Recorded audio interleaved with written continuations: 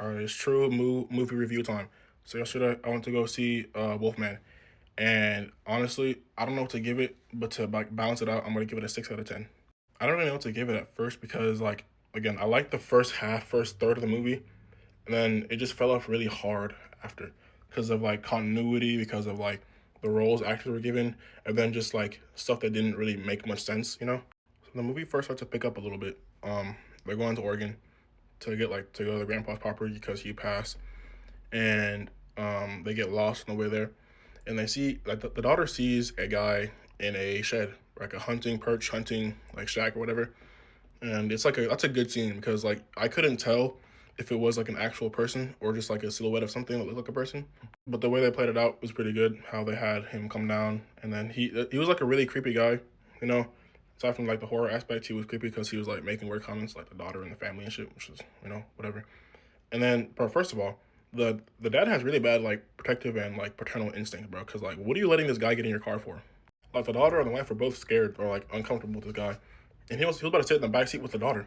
The mom had to step in, as she should, and sit in the back with her daughter so the guy could sit in the front.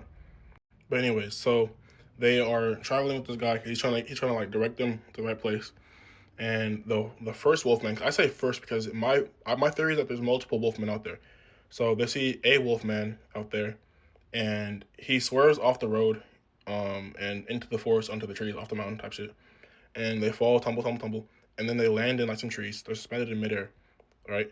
So the guy with the hunter guy, he opens the door. He's disoriented, that's whatever. He falls out the truck, and then the wolf man he drives him out, drives him away from the scene. So I don't know if this is human error, like on my part, but I just feel like the continuity of this sequence of events didn't really match up because from the first guy that fell out of the truck and got dragged away, that was like a 30-foot fall, maybe like max, because it couldn't have been that high because he was already hurt, but he didn't die on impact, so it couldn't have been that high. Then when the dad's getting out of the truck and trying to get down to the ground to catch his family, it's maybe like 15 feet off the ground, which is still like a hardy fall for somebody like a human. But then when he's like on the ground, the next scene, it's like he's like level with the truck. I don't get it. He's not Wembanyama. He's not 7'4". His head isn't gonna be the high off the ground, but like he's like telling his daughter to jump off the truck, and he's catching her. She jumped like 2 feet. She couldn't be that far from the ground for her to be jumping only 2 3 feet. So, anyways, the next scenes is the family, navigating the forest at night, in the dark. I say at night for a reason. I'll get to that later. But first, I'll say that this is one of my favorite parts of the movie. Like this sequence of events was when they're in the forest being hunted, right? So, because in my opinion, one of like the scariest things you could possibly do for a horror movie is have the main character just give the sense of being hunted and stalked or just chased, right? And they did that pretty well in these scenes. But towards the end of this sequence of events, right, it started to like the fall off was started to become more apparent. It wasn't like a super major thing where like, okay, this is getting kind of ass. Like, no, it just looked like a little bit weird. But every movie's gonna have that, right? So the family is they exit the woods because they see the house. It's not super far, but it's not close enough because they're being chased by the wolfman at this point.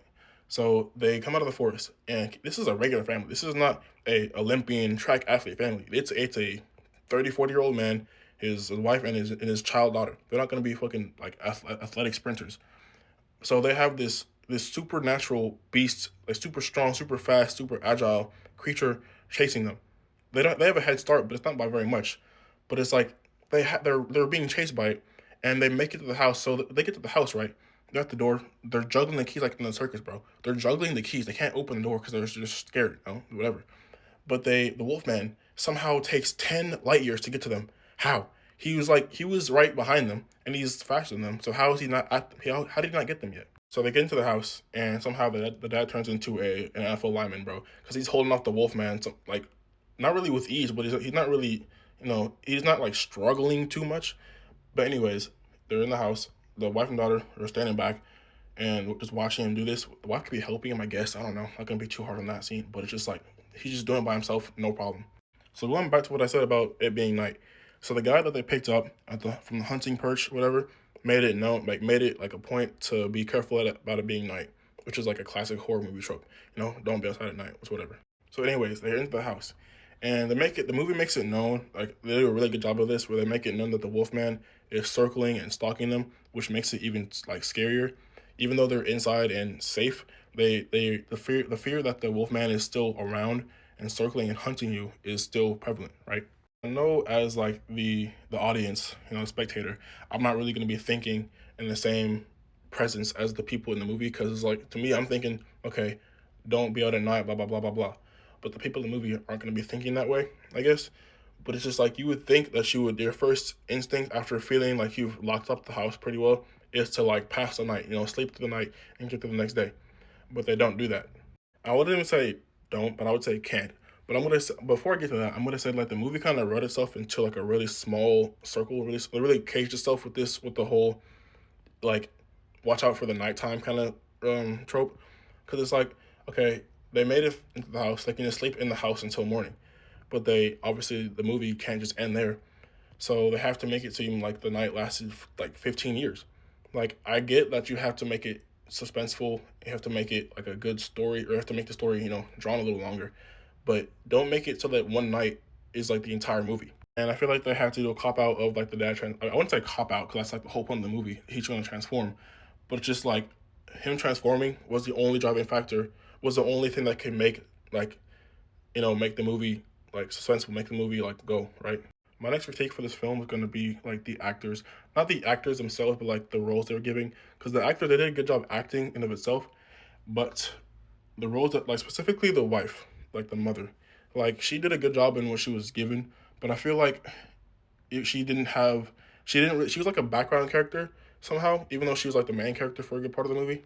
Like she wasn't like blank faced. She was pretty stoic somehow throughout the entire like until the very end. She was very stoic. She didn't. I don't think she even shed a single tear until like the very end of the movie. And then because it was like okay, your husband is sick. Because she showed more like emotion when she was mad at the radio for not working than her husband turning into a wolf man in front of her very eyes. And the daughter. I'm not gonna go too hard on like her actual like acting performance because she's a child actor. She's gonna get better with time. But it's like I hate when movies make kids dumb. Like kids are gonna be kids. They're gonna be naive. They're gonna be easy to like fool or whatever. But they still notice the obvious. Like so when the dad like initially started getting really sick to a point where he was on the couch debilitated, couldn't really understand English, couldn't speak. He still looked human. That's okay. That's normal. She still called him dad or whatever. Then at a certain point, like a little further into the transformation, he looked less than human. He looked like an actual like different species, and she was still calling him dad. Like I know, like the whole point of like the daddy daughter thing, but it's like kids at a certain point are gonna like be more overridden by fear because that's like a natural instinct to be afraid of a monstrous like anthropomorphic animal in front of your face that's like snarling, growling at you, bleeding. Like a kid's not gonna be looking at that and thinking dad immediately. They're gonna think like monster, right? So again, I'm not gonna go too hard on like a child actor, but it's just like stop making for directors out there, writers or whatever. Stop making kids like imbeciles. Like yes, they're kids, but they're not. Don't make them like wood planks. Like they know the obvious. They can understand the obvious, right? But getting back to like the wife slash mom, the actress herself did a good job. Shout out to her. But just her role just seems so like inactive and not present. Like I don't really know how to describe it exactly, but just like she would be like the main character in the scene, and then or not even the main character, but she'd be like one of the main characters. Like so, there would be like the Wolfman, both Wolfmen on the screen, and she'd be there.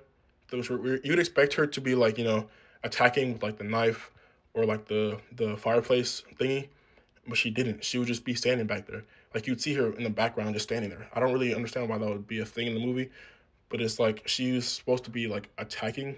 I don't know. She just wasn't doing anything. But yeah, this review honestly is my longest review. Somehow the movie wasn't even like I mean it wasn't bad, but it wasn't good enough to deserve a full 10 minutes. If I could do 15, I'd probably do 15. But yeah, this movie, 6 out of 10 at best. If I want to give it my best rating, the part that I enjoyed, I would give it a 7 or 7.5. But yeah.